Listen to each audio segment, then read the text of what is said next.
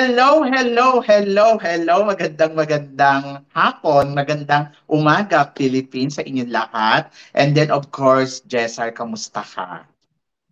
Magandang gabi sa iyo, Mama, dito sa Pilipinas. And of course, super excited ako, Mama, after how many days or months. Ngayon lang yata ako ulit lumabas. Siyempre, Mama, hindi kita maiintindihan. Kung kakamustahin mo ako, edi syempre, sobrang saya ng puso ko dahil kasama na ulit kita, Mama. It's been a long time. So, syempre, super excited akong kumada, lalo ngayon, Miss Universe Philippines is in the air. Super bardagulan at makikigulo tayo. Mama, alam mo ba, parang bala kong sirain ang listahan ng mga pageant fans mo ngayon. Ay, bongga yan. Gusto ko yan. So, syempre, Miss Universe na-miss ka ng Pilipinas. So, kamusta naman? So, Yes. syempre, matagal-tagal natin din nakasama si Jessar kasi bakit nga ba Jessar? Yes, Mama, of course, first and foremost, super busy ako sa aking work. Pangalawa, Mama, I am also dedicated to my new craft wherein I'm handling pageant coaching na rin. Actually, kakabuo lang ng aming team. And guess what? I would like to make shout out to my, let's say, my trainee. Siya kasi magbibigay siya ng future sa atin dito sa not just in the Philippines but also around the globe. And of course, I would like to make a shout out to my trainee, Mrs. Cavite Monique World. Hi, if you're watching. Stay focused, stay relaxed kasi andito lang kami ni Mama Sam for you. And get well soon kasi alam ko you will make a break in the near future this coming May sa iyong Mrs. Philippines International, and we can't wait to see you to make a change. And of course, wearing the sash of the Philippines, and we'll shout out that mabuhay, I am Mrs. Monique Pearl, your Mrs. Philippines, and soon to be Mrs. International. Hi! Hi to you. So, good luck sa kanya. Actually, nakausap ko siya kanina. So, yun, napakaganda. And then, of course, alam naman natin ang tibay at tapang ng mga kabitenyo. At naniniwala ako na mag-shine siya sa entablado ng Mrs. International Philippines 2024. So, I'm so excited for her. And of course, syempre, kahit ako, Mama, kahit alam nyo naman sa Miss Universe Philippines, di ba? Even in Miss Universe, they welcome the married women, the divorced women, kahit anong age ka pa, as long as you can make a change with the universe, especially you can bring and honor and best representation of the Philippines to the universe. Syempre, malay natin, mga nandito sa Mrs. Philippines International, pumasok sa Miss Universe, manalo yan, di ba? Of course, iba pa rin syempre ang produkto ni Mama Sam. Alam niyo yan. Nakakaloka, oo nga. Pero ito nga, sir, nabanggit mo yan na allowed nga ang mga Mrs. Transgender, no age limit dito sa Miss Universe. Pero kamakailan lang may pumutok na balita mula kay Kun Ana. Ang sinabi nga ay pwede silang sumali pero hindi sila mananalo. Gusto kong makuha yung ano mo doon, thought mo. Ikaw ba naniniwala ka na sa sinabi ni Kun An? And then ikaw ba naniniwala ka na dapat ba na pasabihin sila kung hindi naman sila mananalo? So, anong thought mo dito? Okay, Mama. I will go straight to the point. First and foremost, first impression na narinig ko yung sinabi ni Kun An na yan. Unang naisip ko na siya ang magiging kasiraan ng Miss Universe organization. Kasi first and foremost, you are the owner. So you have to be careful with the brand that you are bringing and selling. Diba? Of course, ako, I am also an entrepreneur. Alam yan, hindi yan lingid sa iyo, Mama. Siyempre ako, pinakaiingatan ko mga produkto ko. Dapat dyan pinagkaingatan at inisip niya mabuti ang bawat salitang bibitawan niya kasi yan ang magiging kasiraan. Kaya naging impression ko sa kanya, siya ang malaking kasiraan ng organization. Lalo pa ngayon na it's more than a decade. Diba? Decades and decades na talaga ang Miss Universe. Sa history ng Miss Universe, ang ganda-ganda ng flow, ang ganda-ganda ng mga kandidatang pinanalo nila. Tapos siya lang ang sisira sa pangalan ng Miss Universe dahil sa attitude and mindset na meron siya. Eh kung sana lang din na hindi niya pa napapanaluhin yung mga yan, eh di sana hindi niya na lang pinasali. Kasi maiintindihan at ma-accept naman ng society kung ano ang meron na branding ang Miss Universe. From the word itself, Miss Universe. Eh siya naman nag-open to the public na pwede sumama ang mga married women, pwede mag-join ng mga widowed, divorced, with children, or yung mga mga single moms, di ba? And nag-open din sila ng mga advocacies and naging mga advocates para dyan, tapos bilang sisirain niya. Eh di sana, hindi na lang niya in-open, di ba? Naiintindihan ko yung punto niya. It's for the social communication, if I'm not mistaken. Eh di, wala din, useless lang din, di ba? Lalo pat ngayon, nag-uusbuhan ng iba't ibang mga international pageants like the Miss World, Miss Globe, Miss Grand International. Lulubog sa kumunoy ang Miss Universe kung hindi niya ayusin ang pamamalakad niya sa organization. Ang dami-dami mga pageants pa naman ngayon. Di ba? Ang transgender, hindi bahala si Kuna sa sarili niya. Ang kulit niya. So, punta tayo dito sa Miss Universe. So, syempre, wala mga bakbakan. Ikaw, tingin mo, sino yung nakikita mo dito na talagang masasabi mo, ay eto, malakas tong babaeng to? Sino-sino yung mga lugar na to? Sige, as of now, Mama, pwede ako magbigay sa iyo ng 3. Kumbaga, meron tayo second runner. Gusto mo gawin pa 5. Gusto mo top 5. O sige. Sino yung nakikita mong 5? O 5 very strong. 5 very strong sa akin, Mama, hindi mawawala sa listahan ko. Si Miss Taguig, si Christy Lee McGarry.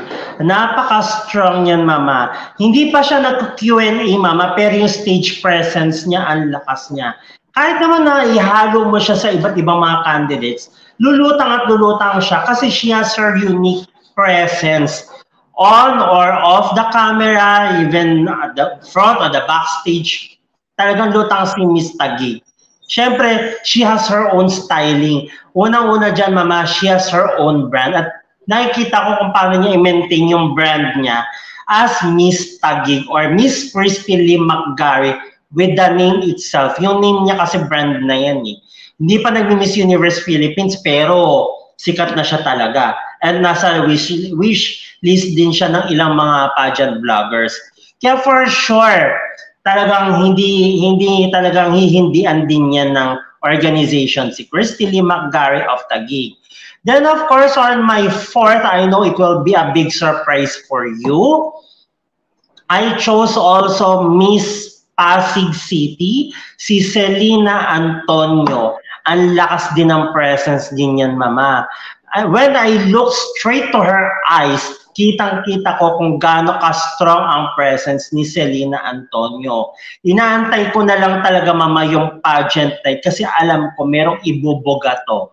Hindi pa nagbubuga yung mouth niya, pero the presence pa lang niya, sumasabog na. Alam mo naman, Mama, ako masyado akong fan ng mga malalakas sa mga presence, di ba? Yung charisma, yung aura. Yung hindi ko na kailangan antayin pa yung pageant, pero picture mo pa lang, fan mo na ako, di ba? What more pa kaya sa mga profile nila, advocacies, di ba? Si Selena Antonio, pwede mo itapat yan kay Miss Colombia ng 2023, di ba, Mrs. Dion? Ay, nako, Mama, Diyos ko. Hindi siya prototype ni Miss Colombia, pero yung lakas niya, parang lakas maka Mrs. Colombia.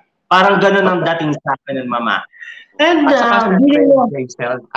Jessar, syempre, ang tinitignan natin dito, kung ang Pilipinas ba ay makikipaglaro din kasi, di ba, Venezuela, ang kandidata nila is a mother din na very strong. So, tignan natin kung si Selena nga yung ipantatapat natin dito kay Miss Venezuela.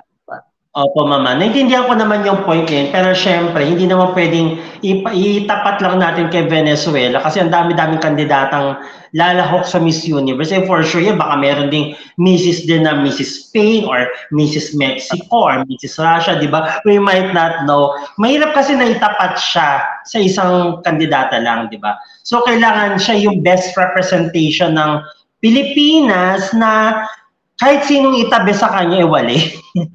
Correct. Pero malakas din talaga. Nakikita ko malakas din si Selena. Yes, kailangan lang talaga natin isa-isahin silang lahat at tingnan natin kung gaano kalakas yung presence nila. I am not saying na kailangan aralin natin sila isa-isa, pero yung first impression, di ba, may tinatawag tayong first impression last, di ba? And what more pa yung kanila mga exposures pa sa social media and together with the calls with the sponsors, di ba? So, importante yan, Mama. Diba? So gusto ko rin sana banggitin, Mama, alam ko na hindi rin mawawala sa radar nila to, si Miss Cebu, Chris Tiffany Hanson. Alam mo ba, Mama, ang layo-layo niya na sa pagiging binibining Pilipinas queen niya. Parang hindi ko na maramdaman sa kanya yung pagiging binibining Pilipinas niya. Nararamdaman ko ngayon as Miss Cebu, as Miss Chris Tiffany Hanson for Miss Universe Philippines. Yun ang nakikita kong presence niya ngayon. I know some of the pageant fans natin, medyo 50-50 sa kanya. Pero if they will just, kung pagaganahin lang nila yung mga senses nila, malakas din si Miss Cebu. O, tingnan din natin yon. Tapos hindi rin mawawala sa akin, Mama, si Miss Baguio. Ang ganda rin ni Miss Baguio. Presence din niya, ang tapang, malakas din si Miss Baguio. Siyempre, may kanya. Siyempre, ano na lang tayo, acceptance and respect kung sino yung gusto natin. Pero, ito yung base na nakita ko sa social media exposures nila. Malakas si Miss Baguio din. At saka kung pagbabasihan ko din yung mga naging national pageants nila, malakas si Miss Baguio, may ilalaban din. Then also, ilan na ba nabanggit ko? 3. Meron din ako dito. 4 na ba nabanggit? Okay. It won't be a surprise kasi talagang from the start, I am rooting to Miss Quezon, si Miss Atisa Manalo. You know why, Mama? Let's face the reality. A beauty pageant is a form of business. And Atisa Manalo is an entrepreneur, a businesswoman. Ang tagal ng kanyang preparation, ang tagal niya tayong pinag-antay, ang dami niya pinaghandaan. Pero syempre, paunti-unti, nagpapakita na siya ng lakas niya, na deserve niya talaga na maging Miss Universe Philippines. At the same time, she knows how to play with the business world. Kasi alam naman natin na kailangan may pumapasok na pondo sa organization para masustain nila na makapag-produce ng show at magagandang kandidata. And that's what the organization needs. Kung makakapagpasok ng sponsors at mga ng pera, of course pera dito sa Pilipinas, what more pa kung siyang ipanalo ni lalo pat businesswoman si Atisa Manalo. And I know how she will face the world of business towards beauty pageant. Pagsasamahin niya yun, iko-collab niya. Malaki ang chance ni Atisa Manalo. Kung ang organization will consider Atisa Manalo as the best representation in the Philippines, as well as if Kun An is a businesswoman, has a business mindset, and knows the world of business, pananaluhin yan si Atisa Manalo. How about Victoria Velasquez, Vincent? Parang wala siya sa radar mo ngayon. Wala po, Mama, kasi nakikita ko po sa kanya isa model. Bakit hindi mo nakikita si Victoria Velasquez, Vincent? Last time na sumali siya, nag-top 3 si Victoria. So tingin mo, aabot kaya siya doon or pwedeng maligwa? 50-50 pwedeng umabot, pwedeng hindi. Pero yung batch nila ngayon, mas malakas compare sa batch nila noon. Mas parang nakikita mo yung batch ngayon mas pakabog more than doon sa nakaraan. Nung nakaraan na nakalaban niya si Katrina Di Marana, nandoon din. Parang feeling ko malakas din kasi nandoon din si Stephen Verastori, diba? Pero kasi, Mama, kung i-compare mo yung mga batch ngayon, mas magaganda yung mga profile nila ngayon compare sa batch dati. Yung batch dati, dumaan sa training kasi yon. Pero yung presence nila at saka yung kalibre kung tawagin, mas malalakas yung kalibre ngayon. Iba kasi yung talented compare sa skilled na.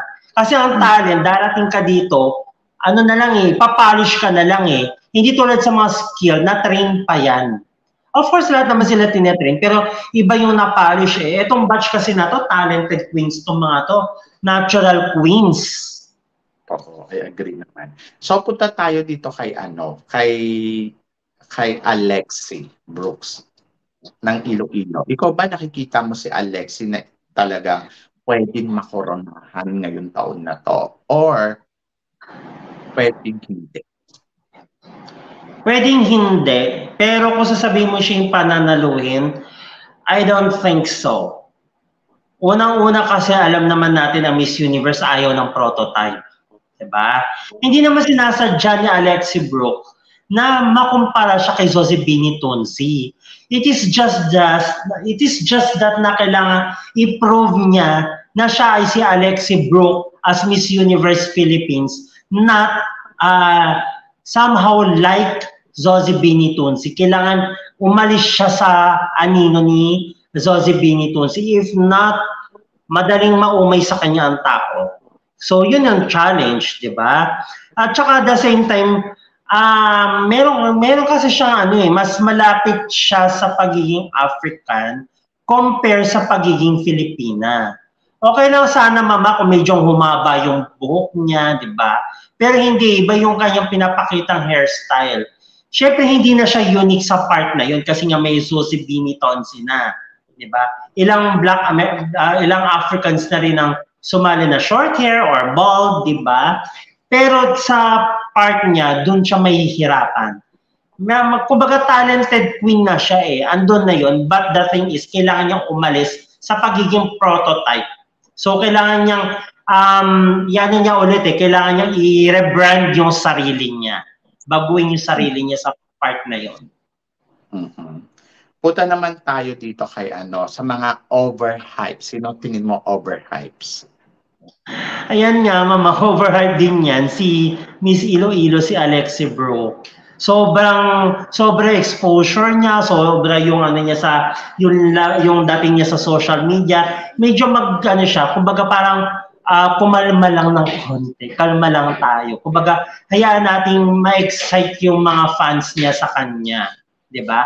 Para makapagpakita siya ng something na bago, something refreshing, 'di ba? Para hindi na uumay din sa kanya yung mga tao. Yun yung importante din, mama. How about si Kainta? Si Kainta, to be honest with you, mama, nasa list ko din siya. Fan din ako ni Miss Kainta, si Stacy Gabriel. Kaya lang, nag-worry ako, may mga instances siya na nagiging overhype siya. Gusto ko makita yung something na kalmadong Stacy, pero nag-uumapaw yung natural confidence na meron siya. Si Anita Rose Gomez ng Zambales, tingin mo kaya niya kayang pantayan yung caliber na ipinakita noon ni CJ Apiasa na isa din ngayon masasabi natin, oh my God, ito na yung pinakamaliit na bewang ngayon dito. Yun na nga may nagiging overhype siya dahil sa liit ng bewang na meron siya eh. Hindi siya nakilala as Queen Anita Rose Gomez, pero nakikilala kasi siya sa liit ng bewang na meron siya. Alam mo yung mama na bago nila titigan yung mukha, ang tinitingnan kagad sa kanya, yung bewang, kasi na-amaze yung mga tao sa liit ng bewang na meron siya. And for sure naman, di naman niya sinasadya yun. Kaya lang, she has to make a way na maalis yung tingin ng tao sa bewang niya. Di ba? Parang nangyari kasi mama na bewang yung mukha niya ang naging bewang. Di ba? Parang nag-switch. Tinitingnan tuloy yung bewang, hindi siya. Hindi, pag ang ibig niyang sabihin, kapag sinabing Zambales o Anita Rose Gomez, ang maaalala sa kanya, bewang, hindi yung mukha niya, gano'n. Ayun. Kaya sabi ko, ang hirap hanapin ni Anita Rose Gomez kung pagbabasehan ko yung mukha kasi hindi nagmamarka. Ang hanapin ko, bewang niya. Pero meron kasi pang isang pinag-usapan dito, si Kyla. Si Kyla talaga naging maingay dito sa social media. Miss Universe Philippines. So si Kyla Carter, tingin mo, mananalo to? Hindi po mama, kasi to be honest with you, Kayla Jane Carter is not a Miss Universe caliber. Parang nasa maling pageant siya. Parang hindi siya pang Miss Universe. Pero sinabi nila magaling kumuda, magaling umano. Ikaw ba, Jessa, naniniwala ka na ang mananalo ng Miss Universe Philippines, ang basihan nila ay magaling kumuda o kailangan talaga makita natin yung performance talaga ng girl? Performer talaga. Ikaw, anong pipiliin mo doon? Mama, hindi mo pwede pag-iwalayin. Kailangan both. Kailangan magaling kang sumagot at magaling ka rin sa performance. Kasi maraming magaling kumuda, pero yung substance ng sagot nila, diba? Andun na naman tayo sa substance na lagi kong keyword pagdating sa Q&A. Yung content nila, wala. Kumbaga, ang tawag natin doon, di ba, Mama? Makuda, pero out of context. Walang sense yung pinagsasabi. Actually, si Alexi Brooke, may mga instances na nagiging out of context na siya. Ganyan. Meron naman sa overperformance naman yan. Yung like si Stacey Gabriel, grabe din sa performance yan.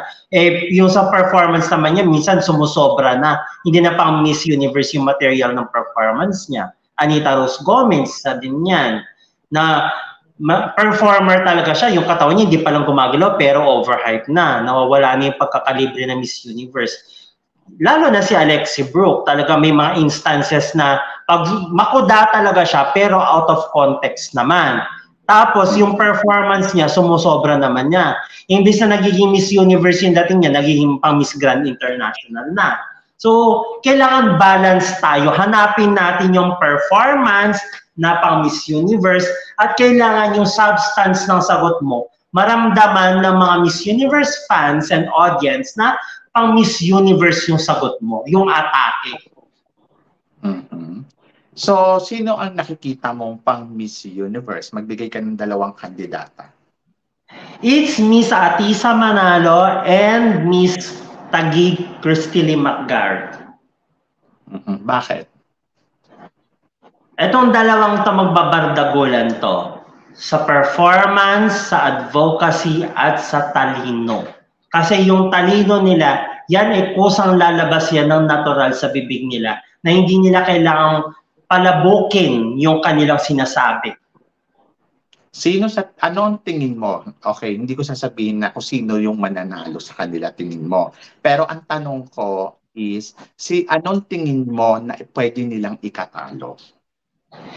Si Atisa Manalo ang pwede niyang ikatalo pag hindi niya na-ready yung mindset niya at hindi siya ready sa pagsagot ng mga tanong. Kasi may mga time talaga na nagkakaroon ng chance siya na mautal, mabulol, or dahil na may mental block siya, kailangan ready siya pagdating dyan at kailangan mabilis siyang sumagot.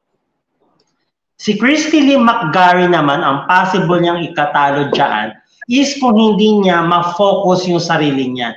Kasi nagkakaroon siya ng mga parang nagkakaroon siya ng overconfidence na feeling niya siya na yung mananalo. Nararamdaman ko yun eh. Kahit hindi niya sabihin, the way siya na magpakita ng sarili niya, the way she introduced herself, feeling niya siya na yung mananalo, which is hindi pa dapat yun. Medyo kumalma siya ng konti at mag-level down siya at itimpla niya yung sarili niya na pang Miss Universe Philippines talaga siya. Okay. So, sa tingin mo, sa kanilang dalawa, saan lamang si Atisa at saan lamang si Christy? Si Atisa Manalo lamang siya sa profile and the performance. Christine McGarry kasi, may profile din, pero not as an alpha experience and profile as Atisa. Kasi minor pageant ang naging experience ni Christine McGarry at hindi na siya nasinda ng ibang exposures pa sa pageantry. Pero with regards to substance and talino, mas alam ko mas may ibubuga pa si Christine McGarry pag siya sumagot na sa Q&A. Kanino sila kailangan mag-ingat? Kailangan silang mag-ingat kay Miss Pasig City, si Selena Antonio, at kailangan din nila mag-ingat kay Miss Kyla Jean Carter and even to Alexi Brooks and Chris Tiffany Hanson kasi umaangat sila ng umaangat. Yung angat nila, hindi sila nag-overhype, Mama, pero umaangat sila to the fact na, alam mo parang umaabot sila dyan sa perfection to be a Miss Universe Philippines. Agree naman ako doon. Ako kasi parang ang tingin ko dito sa total suma, ang nakikita ko talaga, hindi ako sa totoo lang kasi nami-misinterpret nila, sinasabi nila na kung si Mama sa makaati sa Manalo. To be honest, hindi. Ang nakikita ko pwedeng last to standing dito sa ngayon at the present, lalo na yung nilabas kahapon yung swimsuit. To be honest, dalawa lang ang nakita ko na pwede talagang matira sa dulo. That is Atisa at saka si Christy. Kasi si Christy binibigay niya yung vibes na beautiful woman, matangkad, yung vibes na pang beauty queen. But Atisa Manalo, she's a fighter. Sobrang fighter ni Atisa Manalo. At kita mo yung determinasyon niya talaga over Christy. So ako, para sa akin, okay, nandiyan si Christy, nandiyan yung in-offer na beauty queen materials. Pero mag-ingat ka kay Atisa.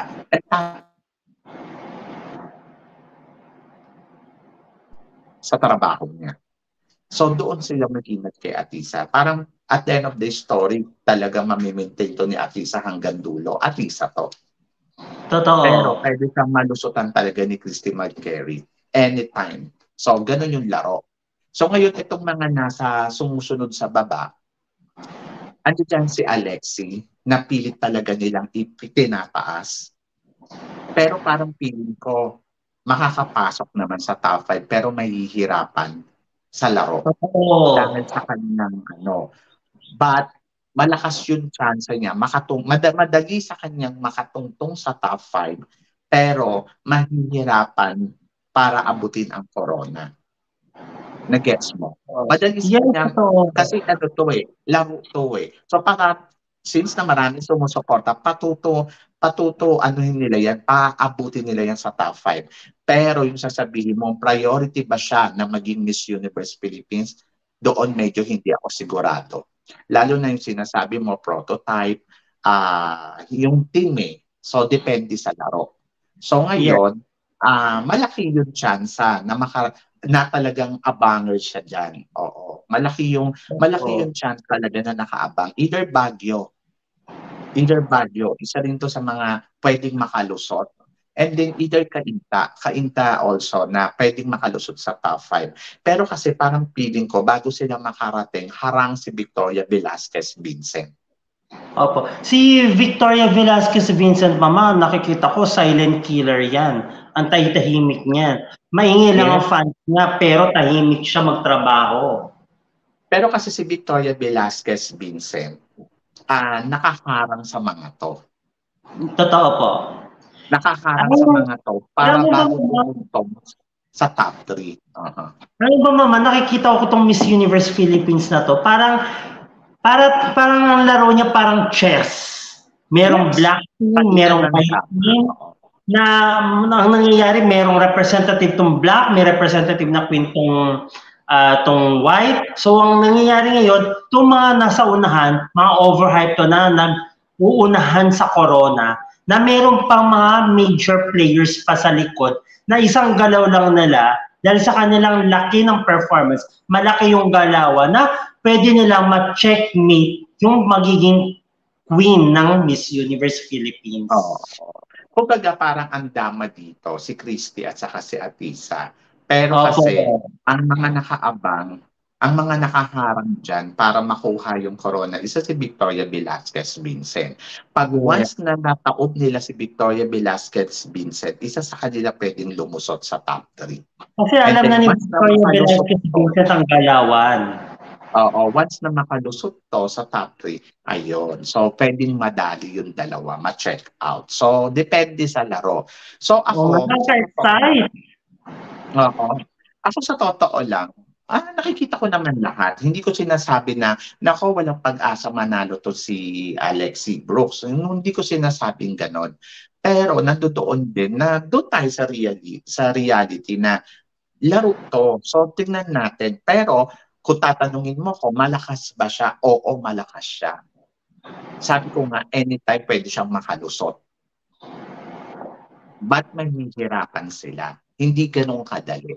Hindi yan yung parang automatic, oh, ito yan, andito ka. So, ganon, hindi yun yung nakikita ko. Sorry, pero wag nyo akong sana ma-misinterpret do sa sinasabi ko and don't get me wrong. But, ayun yung nakikita ko lang sa game na to, na laro to ng kainan eh. So ngayon, maganda yung laban kasi maraming mga baguhan na talaga naman, alam mo, possible. So ngayon, may mga nagtatanong, tingin mo ba ang mananalo ay veterana or ano tawag dito, mga baguhan? Ikaw Jessar, tingin mo?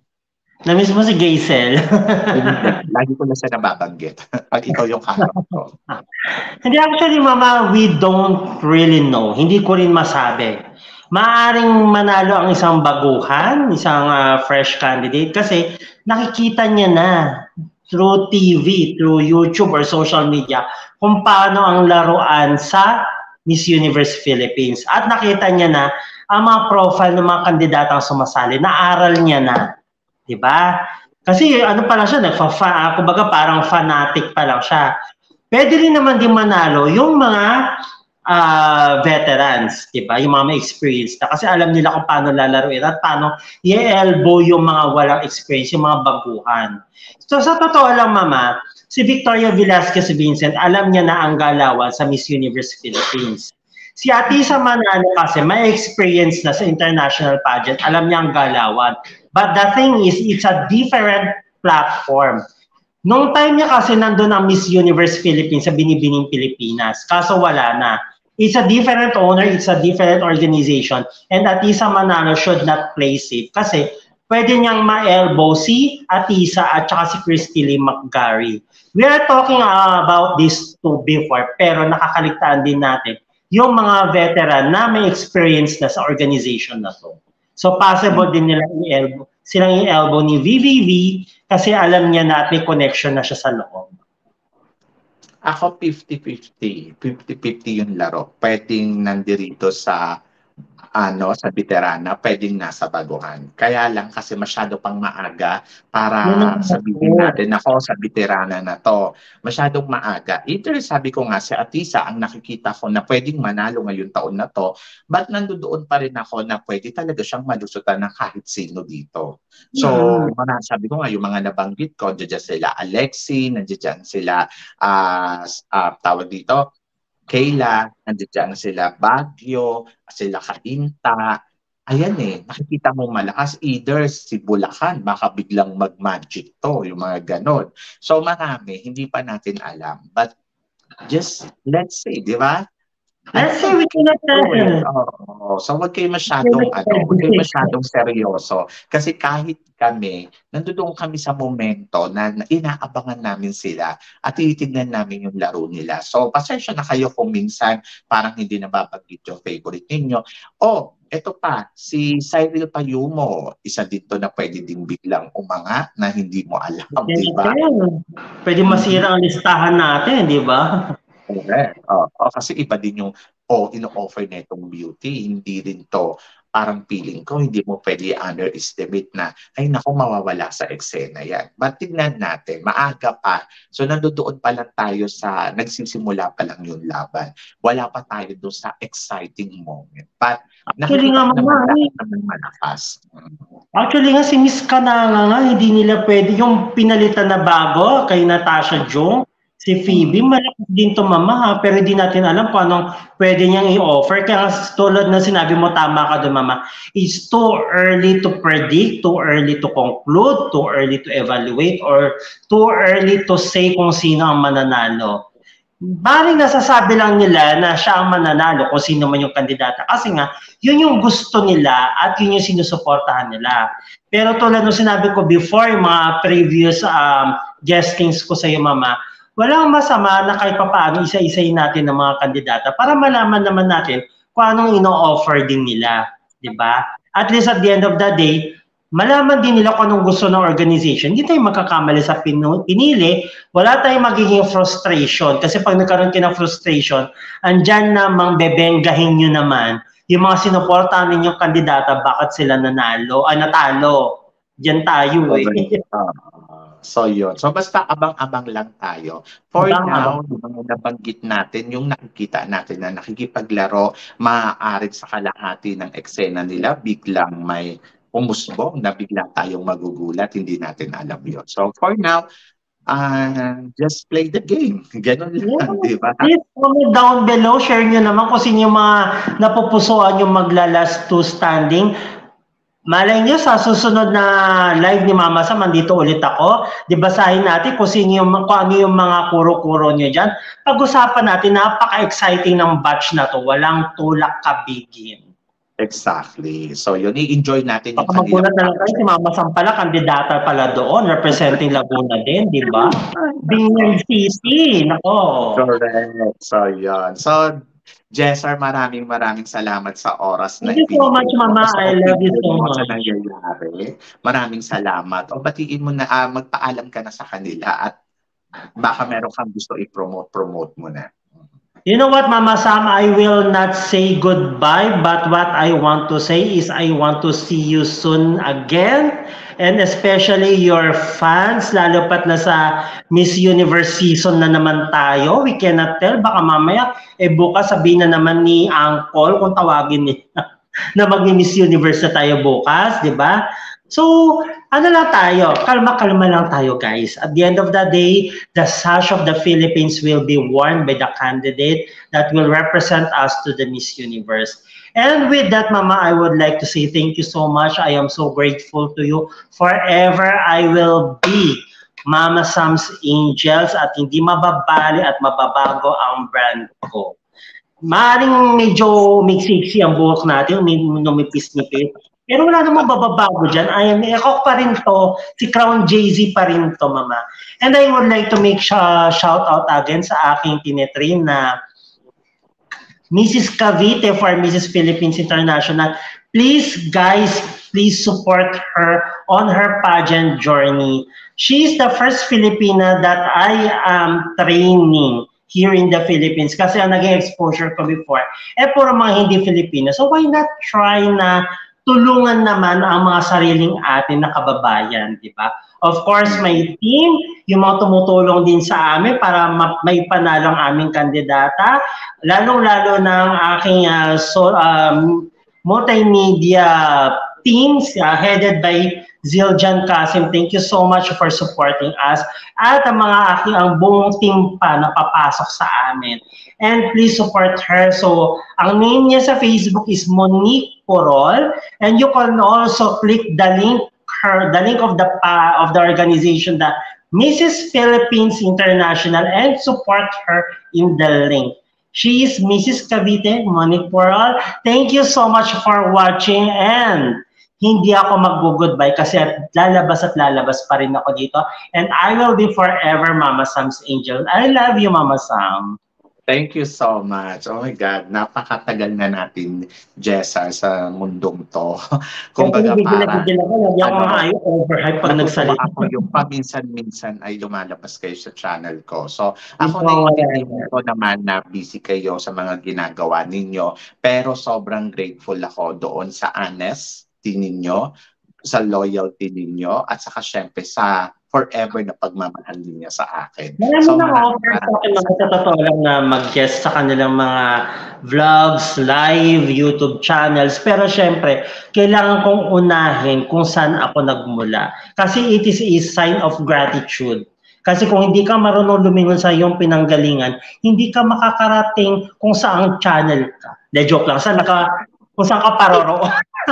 So, maraming salamat. So, I'm grateful naman. So, sabi ko nga, maraming naglalabasan ng mga bagong channel, tapos yung mga ginagawa natin noon, nakikita ko yun yung ginagawa nila ngayon. I'm happy. I'm happy, to be honest. So ako kasi parang matagal-tagal na ako dito, so parang kilala naman na ang Mama Sam. So natutuwa ako na na-inspired sila doon sa ginagawa natin, at yun yung ginagawa nila ngayon. So yung mga bagong babies na nag-uusbungan as a pageant vlogger, 100% na supportado ko yung mga yan. Kumbaga, wala akong kumbaga, kung kaya mo i-grow yung sarili mo, go ahead, enjoy the pageantry, and then ganun talaga, dumadami tayo. So mas maganda, mas madaming mapapanood. Ako naman parang hindi ko naman naisip na kung mababawasan yung mga manonood sa akin kasi nag-uusbong sila. No, kasi naniniwala ako na ang mga taga-subaybay ko, yung laging nandirito, ay yan ay talagang 100% na nakasupport dito sa Mama Sam. So, yon. So, I'm happy para sa kanila. And then, kasi sa totoo lang, Mama, if I will make dagdag, kung ang YouTube is gagawin kong livelihood, sana noong pag ginawa ko na. Pero iba kasi Mama yung business, sa passion, at saka sa craft na gusto mo. And nakikita ko kasi dito din, Mama, is I am just a fan of yours. Passion ko lang talagang magsalita. At meron lang tayong common interest, kaya tayo nagkasundo-sundo at nagdugtong-dugtong ang mga butok at puso natin dito sa world of pageantry. Hanggang sa humantong na ako dito sa pagpa-pageant coaching. Diba? Walang masamang tumulong basta nasa puso at passion mo. Ayun. So ako din naman, ganun din naman. 3 channel yung pinapatakbo ko. Syempre, tinututukan ko din yung bawat channel. Iniiba ko na nga yung content ko dun sa Samsam TV kasi pangarap ko talaga na ibang content talaga yung maano doon. Pero sabi ko nga, tututukan ko yun lalo. So, syempre, humina ang gusto ko din na sumikat ako as Sam Brusas na hindi lang sa minsan mamalalabas din ako sa Samsam TV mo, ha? Sige. I-alternate natin yan na Sam Brusas Crown, tas Mama Sam Vlogs, tapos mag-Samsam TV naman tayo, di ba? So, yun. So, maraming salamat sa iyo, Jessar. Sobrang Thank you so much, Mama. I love you. So yun. So syempre sa lahat ng mga nakatutok dito sa amin, maraming salamat po syempre sa inyong lahat at sa mga syempre reaction ninyo. So please comment below para at least malaman naman namin kung ano naman ang chika ninyo dito sa mga pinag-uusapan namin ngayon. And then of course, don't forget to subscribe my channel, Mama Sam Vlog, Samsam TV, and Sam Brusas Crown. So guys, hanggang dito na lang. Hanggang sa muli natin chikahan. See you tomorrow. Thank you guys. Paalam!